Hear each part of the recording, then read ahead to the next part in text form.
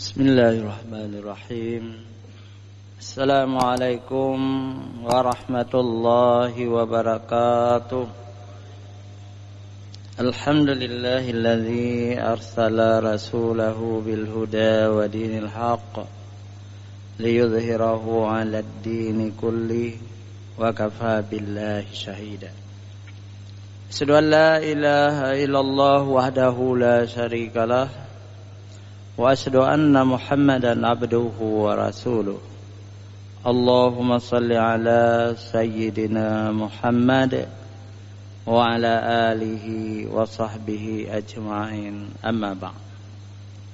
Puji syukur kita panjatkan kehadirat Allah Subhanahu wa taala, Allah yang telah mengutus rasulnya Nabi besar Muhammad sallallahu alaihi wasallam membawa agama Islam, dan agama ini dimenangkan oleh Allah dari agama-agama yang lain. Selawat dan salam kepada junjungan kita, junjungan alam Nabi besar Muhammad sallallahu alaihi wasallam beserta keluarga dan sahabat beliau sekalian.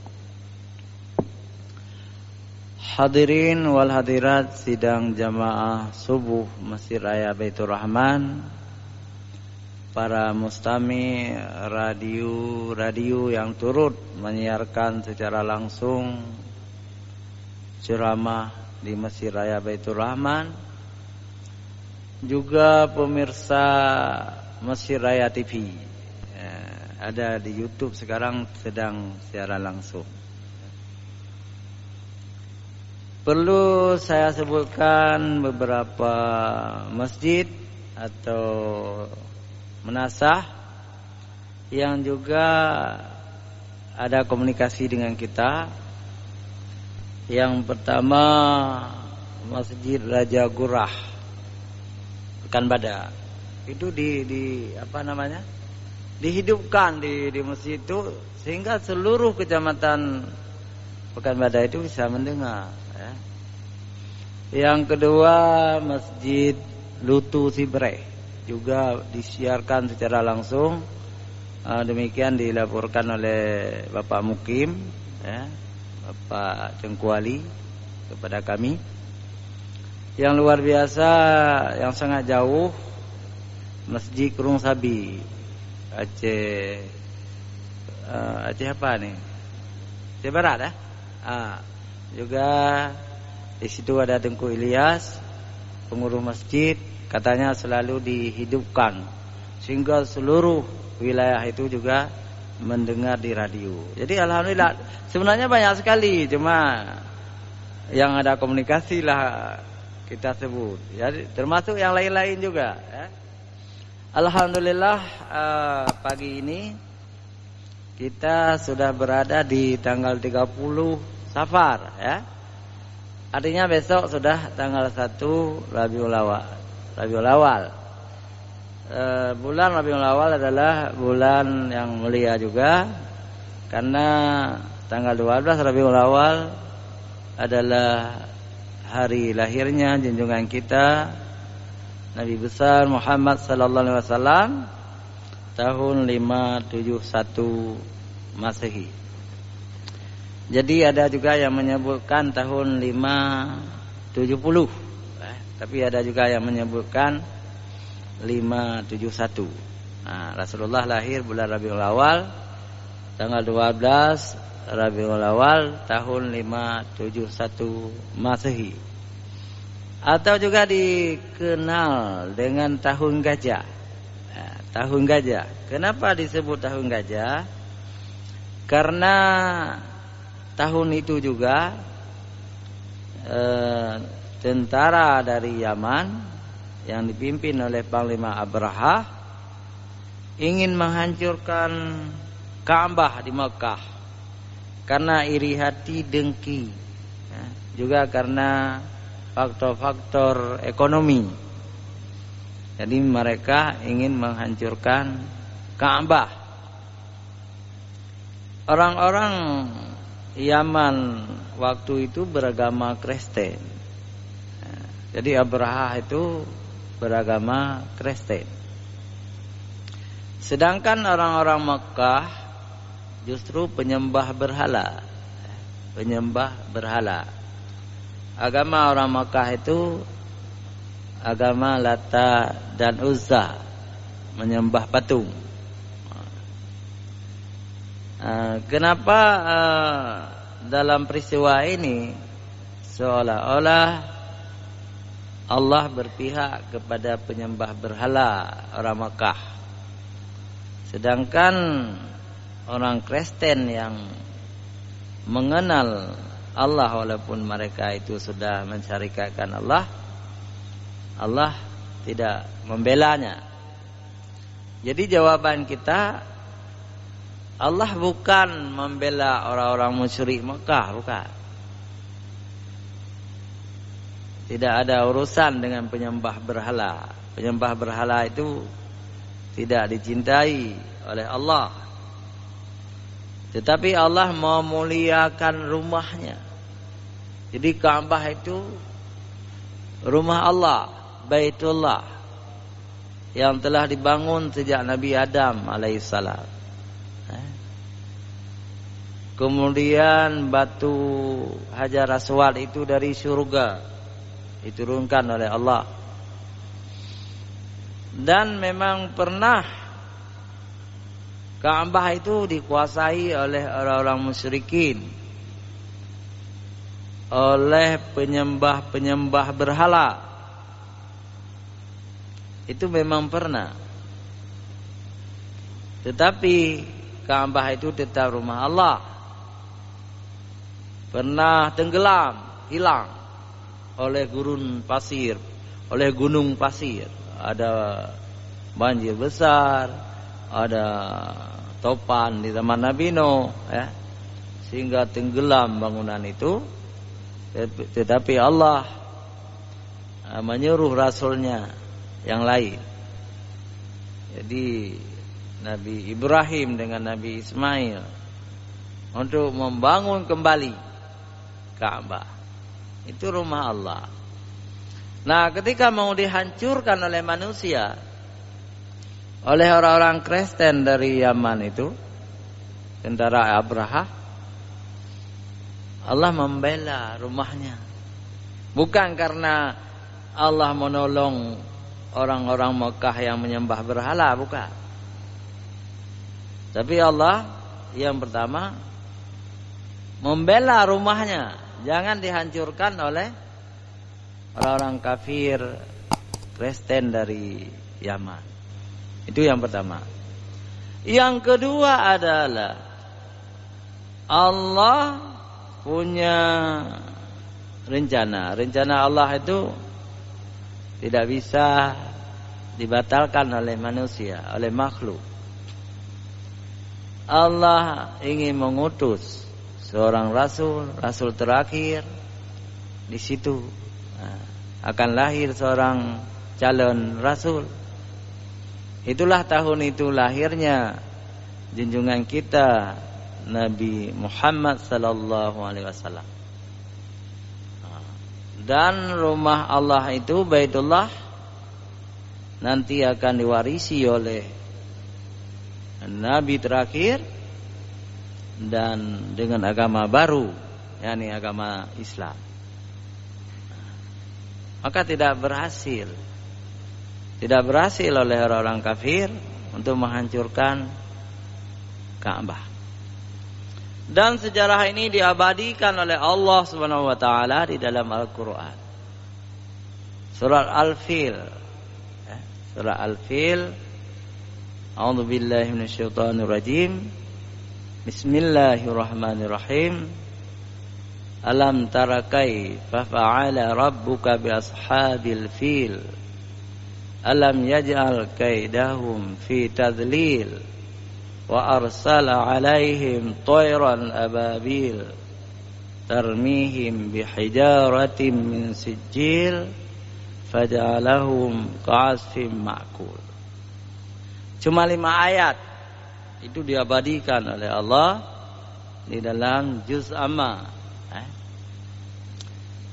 Wahai Muhammad, tidakkah engkau lihat bagaimana Tuhanmu menjadikan tentara bergajah itu. Alam tara kaifa fa'ala rabbuka bi ashabil fil. Alam yaj'al kaidahum fi tadlil. Bukankah tipu daya mereka itu sia-sia? Rencana mereka itu sia-sia. Tidak berhasil, gagal. Kenapa? Karena Allah menurunkan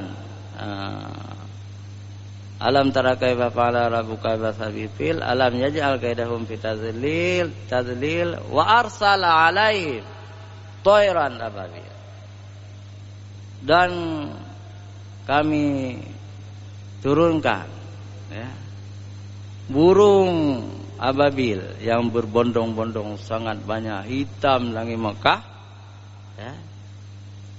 tarmihim bihijaratim min sijil, yang melemparkan mereka itu dengan batu-batu keras atau tanah keras. Itu ditafsirkan nanti oleh para ahli tafsir. Itu rupanya api neraka. Api neraka tanah keras itu sangat panas, dan setiap dilemparkan itu kena orang-orang Yaman itu, tentara Abraha itu kena semuanya, sehingga kulit mereka itu kasfim ma'kul, seperti daun kayu yang dimakan ular, bolong-bolong. Jadi para ahli tafsir juga mengatakan semacam penyakit cacar yang gatal, lalu digaruk, lalu terkelupas, luar biasa, sehingga mati. Semua tentara-tentara itu mati, kecuali yang tidak mati itu panglimanya. Jadi Abraha itu tidak mati di Mekah, dia melarikan diri dengan gajahnya, tetapi Panglima Abraha itu mati juga di Yaman, di depan istananya, mati juga. Nah, ini diabadikan oleh Allah dalam Al-Quran, peristiwa ini. Berapa ekor gajah? Ini berbeda pendapat. Kalau bahasa Al-Quran itu al-fil itu seperti mufradat, satu gajah. Tetapi ahli sejarah mengatakan ada 8 gajah. 8 gajah. Tapi juga ahli sejarah mengatakan 50 gajah. 50 gajah.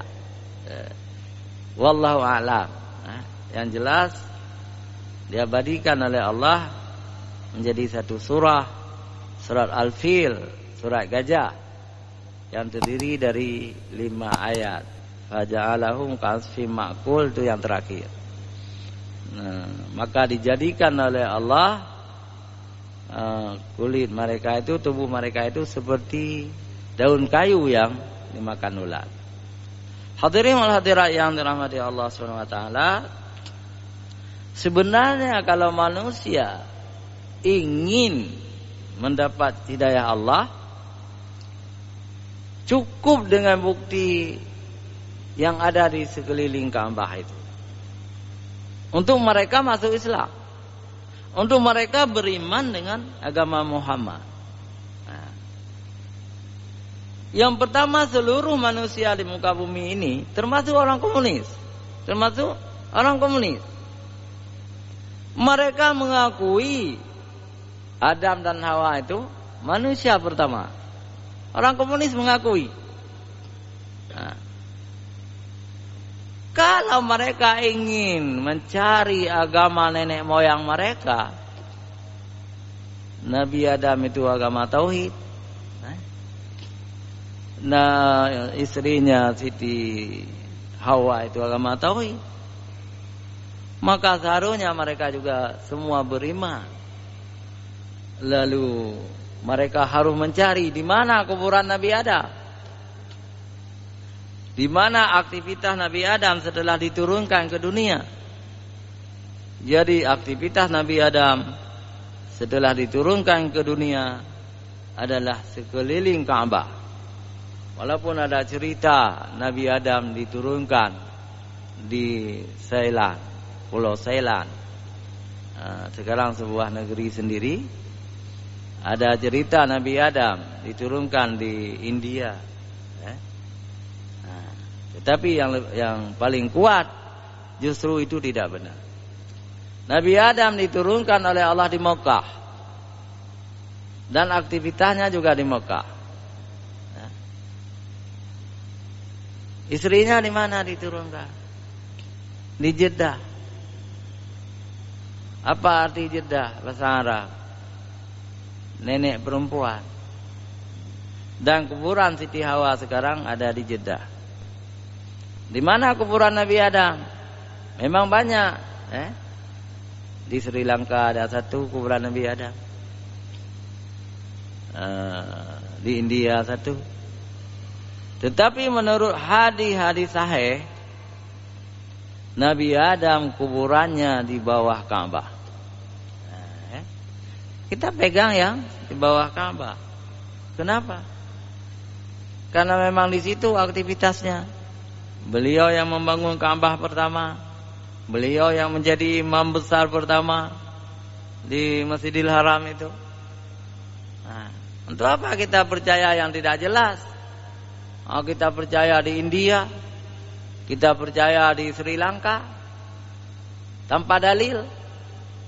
Yang ada kuburan palsu mungkin.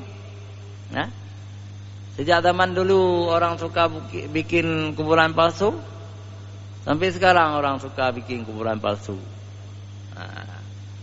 Jadi kuburan Nabi Adam di sekitar Mekah, di satu hadis di bawah Ka'bah, tapi ada satu hadis lagi kuburan Nabi Adam itu di atas Jabal Qubis.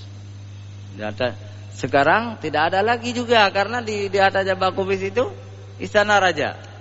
Sudah dibuat istana raja Arab Saudi. Wallahu a'lam.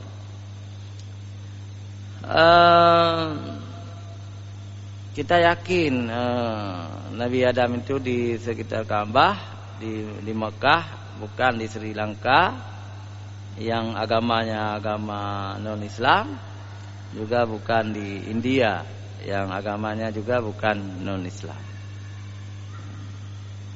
Hadirin wal hadirat yang dirahmati Allah Subhanahu wa taala. Alhamdulillah Ka'bah ini sekarang dikuasai oleh orang-orang beriman. Orang beriman. Jadi orang Arab Saudi itu orang Islam. Kita bangga seperti itu. Orang beriman yang menguasai Ka'bah. Kadang-kadang agama lain tuh tanah sucinya tidak dikuasai oleh agama itu. Contohnya agama Yahudi. Agama Yahudi, Nabi Musa beraktivitas di Yerusalem dulu. Sampai sekarang pun Yerusalem itu mayoritas beragama Islam. Yerusalem itu mayoritas beragama Islam. Ibu kota dari negara Israel itu bukan Yerusalem, Tel Aviv. Artinya kota itu sekarang mayoritas Islam. Jadi Yerusalem itu mayoritas Islam. Kemudian kita lihat agama Nasrani, Yahudi, Kristen. Kota suci agama Kristen adalah Nazaret di Yerusalem juga, di Palestina. Itu 100% Islam. Di kota Nazaret itu 100% Islam. Artinya orang Kristen juga harus mencari kota suci lain yang Tidak lahir nabinya di situ. Mereka menjadikan Roma, ibu kota Italia, menjadi kota suci mereka. Orang Hindu, tempat lahir Brahma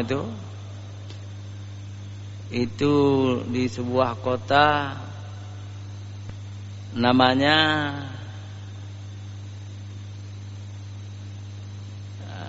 lupa saya, yang dibakar masjid Pak Darmawanto, Barbari. Nah sekarang di Barbari itu 100% Islam, 100% Islam. Tetapi lihat agama kita, Islam. Tempat lahirnya kita kuasai sendiri, Mekah, tempat lahir junjungan kita Nabi besar Muhammad sallallahu alaihi wasallam. Kita kuasai sendiri, orang Islam yang menguasai. Itu adalah menunjukkan Islam itu agama Allah, agama yang benar. Kita kuasai sendiri Mekah, tempat kuburan junjungan kita di kota Madinah. Umat Islam yang menguasai kota Madinah itu. Itu hebatnya Islam. Kemudian seandainya manusia seluruh dunia mau juga berpikir dengan jernih, kenapa air sumur Zam-Zam itu tidak putus-putusnya mengalir? Ada, kalau ditimba, dipompa, tetap tidak kering. Itu mukjizat, ya. Mukjizat Nabi yang bertauhid, Nabi Ismail alaihissalam, anak Nabi Ibrahim. Tetapi orang-orang kafir juga tidak mau mengakui. Banyak orang tidak beriman, bukan dengan agama Islam. Dan banyak lain bukti-buktinya, bukti-bukti kebenaran Islam.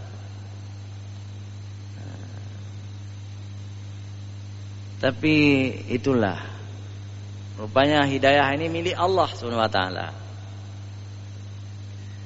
Allahu yahdi man yasha ila siratim mustaqim.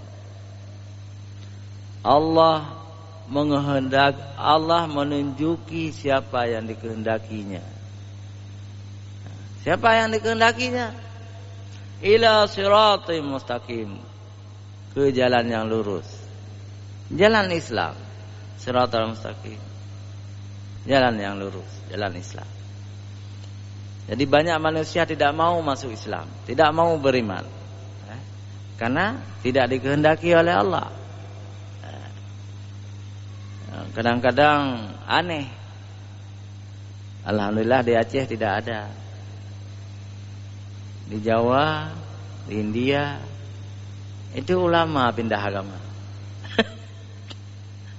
Ulama bisa terpengaruh, keluar dari Islam, menjadi orang Kristen. Alhamdulillah di Aceh belum. Menyona dengku Aceh ke dalam Islam temuk aja. Tak jauh barang daku aja. Hai mesti nak dengku. Mesti nak ulama Aceh ke dalam Kristen mengesut lul. Mesti nak ulama Aceh penceramah, khatib, tiba-tiba ke dalam Kristen, nyan poduk parang aja pada kuah. Lagi yang iyo agama. Orang murtad hukum ji bunuh. Alhamdulillah hana. Hana. Di Jawa letak ka. Kia kata orang Kristen. Kia budu, hana ilmu, hana iman. Berkerah wujud.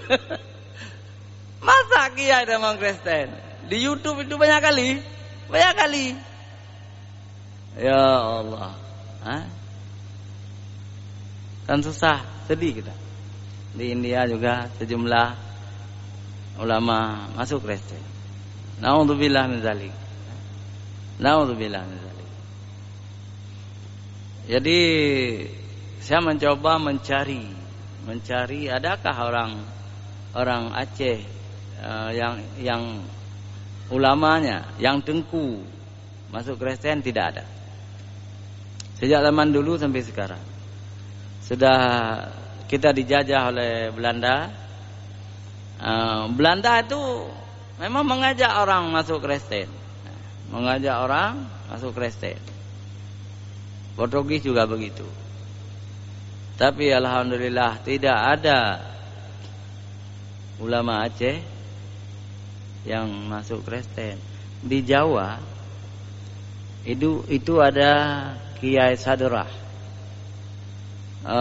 Pesantrennya ada 500 santri. 500 santri. Di zaman Belanda dia masuk Kristen, Kiai Sadrah itu. Santri-santrinya semua masuk Kristen. Itu kan aneh. Di Aceh tidak.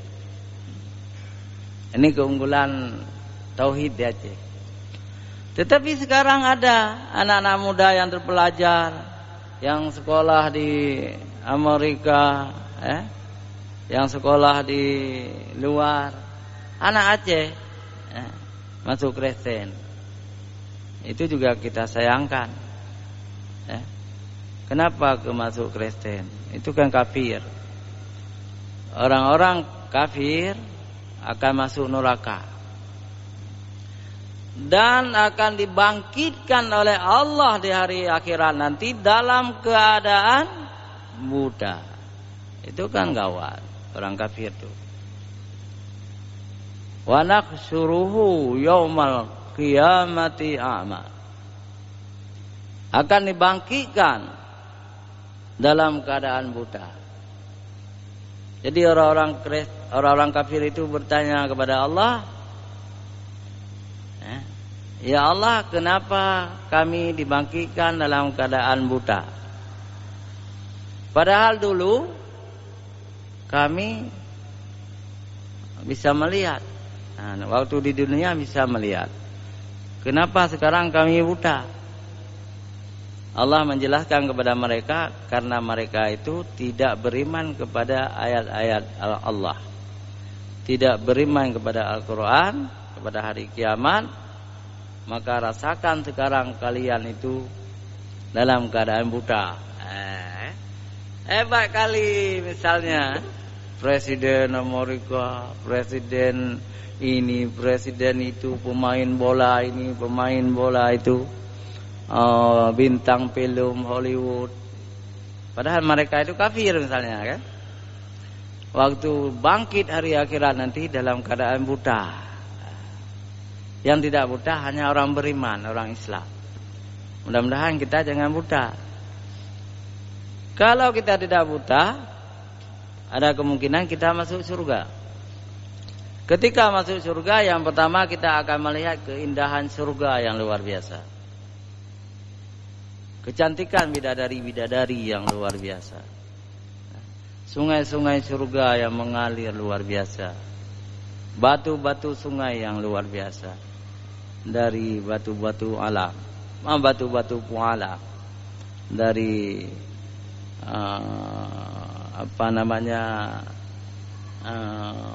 batu-batu yang sangat mahal, zamrud dan lain-lain. Tetapi ada puncak yang luar biasa lagi. Kita orang beriman menurut Ahlussunnah wal Jamaah ini, kita bisa melihat Allah. Itulah puncak kenikmatan.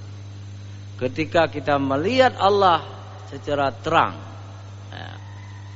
Mudah-mudahan. Hadirin wal hadirat yang dirahmati Allah Subhanahu wa taala.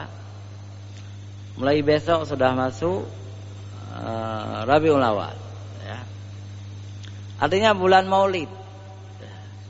Sekarang di YouTube orang bertengkar, padahal sama-sama Islam. Ada orang-orang yang mengatakan Maulid itu sunnah, mendapat pahala. Ada yang mengatakan Maulid itu bid'ah, berdosa. Macam-macam ya. Bagaimana sikap kita? Kalau sikap saya pribadi, Maulid itu memang tidak ada dalil. Kalau ada dalil pun dalil-dalil hadis dhaif, malah hadis palsu tentang Maulid. Ya. Sedangkan Maulid itu, kalau kita lihat menurut adat istiadat, itu tidak haram, dibolehkan. Apalagi di dalam katakanlah acara Maulid itu nanti ada yang wajib. Nah, yang mana yang wajib itu? Misalnya kita memberi makanan kepada fakir miskin. Itu kapanpun, termasuk di waktu Maulid juga wajib. Nah, kalau tidak, kalau kita biarkan fakir miskin itu tidak kita beri makanan, kita akan kena ayat ara'aital ladzi yukadzibu biddin fadzalikal ladzi yad'ul yatim. Kita menjadi pendusta agama kalau kita biarkan orang-orang miskin tidak kita memberi makanan. Jadi lewat Maulid itu kita beri makanan, berarti kan wajib memberi makanan kepada orang miskin. Siapa yang wajib itu? Yang berlebihan, yang berlebihan rezeki, bantu fakir miskin, anak yatim. Itu boleh. Berdakwah, mengajak manusia kepada jalan Allah. Kan di Aceh ini setiap Maulid itu ada dakwah. Dakwah itu wajib.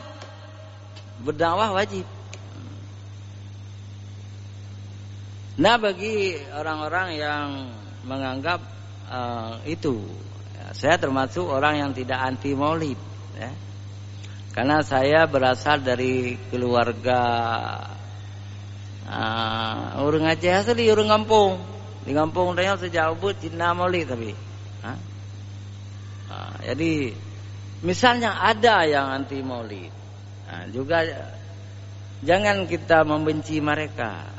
Mereka juga saudara-saudara kita, sama-sama Islam, ya. Menurut pendapat mereka tidak ada Maulid. Jadi yang penting ukhuwah Islamiyah kita harus baik. Di antara yang kenduri Maulid, yang tidak kenduri Maulid, harus menjaga ukhuwah Islamiyah. Yang tidak kenduri Maulid karena tidak ada hadis yang ada hadis palsu, kan gitu. Ada sebabnya. Kemudian menurut sejarah memang terlambat sekali ada Maulid 400 tahun setelah Rasulullah wafat, baru ada Maulid di zaman Daulat Bani Fatimiyah di Mesir misalnya. Tapi yang penting kekompakan kita ini, kekompakan kita, jangan bertengkar. Kalau bertengkar, yang senang adalah orang kafir. Yang senang adalah orang kafir. Negara-negara yang ada Maulid, yang luar biasa Maulidnya, 1 bulan penuh, itu Turki. 1 bulan penuh. Pakistan 1 bulan penuh setiap hari. Maksudnya begini, kalau di Aceh seperti itu juga, malah 3 bulan. Tapi yang dibuat oleh negara di Turki itu 1 bulan penuh. Pakistan 1 bulan penuh. Brunei 1 bulan penuh. Daerah istimewa Yogyakarta 15 hari di Jogja. Kalau Indonesia 1 hari negara. Berarti ada hikmahnya. Baik, Maulid itu baik. Kapan lagi kita mengenang riwayat hidup Rasulullah kalau bukan di bulan ini? Kalau kita makan-makan tanpa Maulid pun, orang-orang kaya, pejabat-pejabat, ya, anggota DPR, nah, tiap hari ke KLU misalnya kan, tiap hari ke pinggir-pinggir kota nih, restoran. 3 bayi, padum coba hitung 2 juta. Kenapa kita anti kenduri maulid? Sedangkan orang kaya saja tiap hari baju mangat. Ya. Alhamdulillah dengan ada maulid di kampung-kampung, semua orang-orang miskin bisa menikmatinya. Maka jangan anti maulid, jangan anti kenduri maulid, itu bagus. Maulid apa haram, yang lain-lain tak bolehkah? Tetapi ada juga catatan. Jangan dengan gara-gara kenduri maulid pemilik rumah, istri, anak-anak kahana sembahyang. Anak sembahyang maghrib. Kerja anak sembahyang maghrib tak benar. Kahana sembahyang asar kerja ham temu. Itu berdosa. Karena salat itu fardhu ain. Sedangkan maulid sunat. Jangan gara-gara sunat tinggal yang wajib. Gitu kira-kira.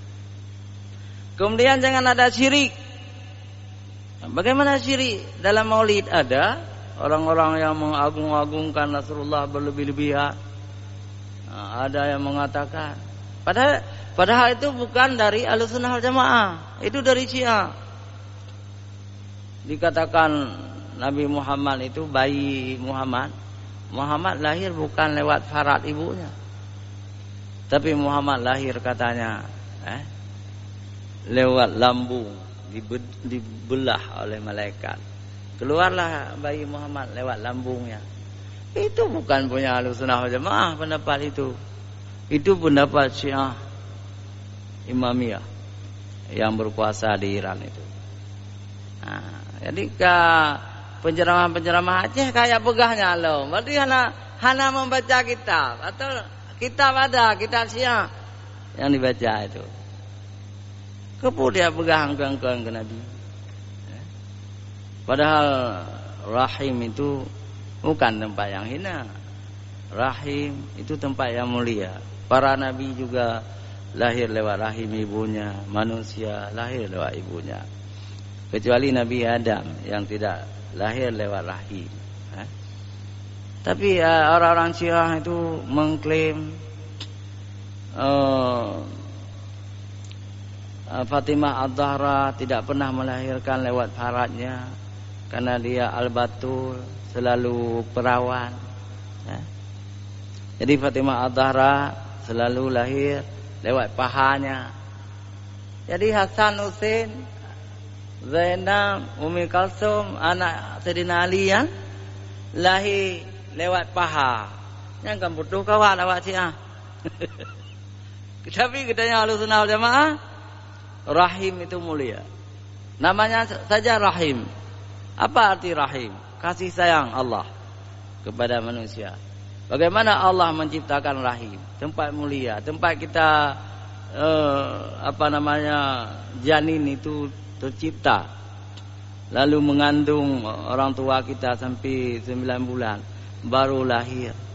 Jadi mengandung di rahim, lahir lewat rahim. Kok orang Syiah menghina rahim? Itulah perbedaan kita dengan mereka.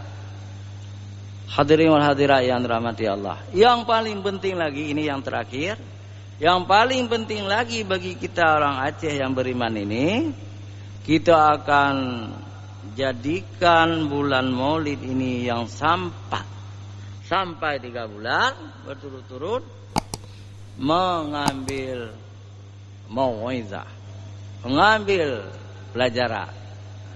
Apa yang harus kita lakukan?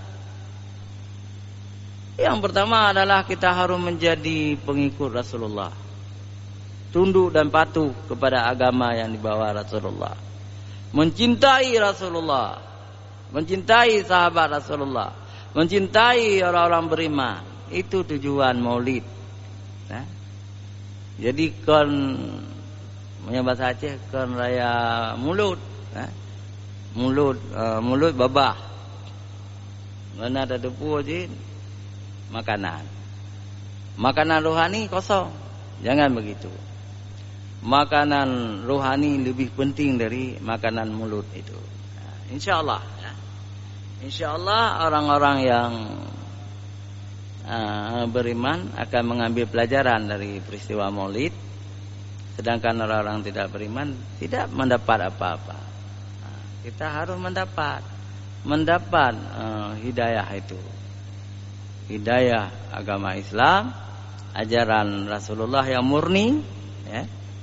Kemudian kita lakukan menurut kemampuan kita, dan suatu ketika nanti kita akan mati dengan mengikuti jejak agama Rasulullah, dan insyaallah kita akan bersama Rasulullah di dalam surga kelak. Itu tujuan hidup. Hadirin wal hadirat yang dirahmati Allah, hanya sampai di sini. Mudah-mudahan berguna bagi kita semua. Hadanallah wa iyyakum ajma'in. Wassalamualaikum warahmatullahi wabarakatuh.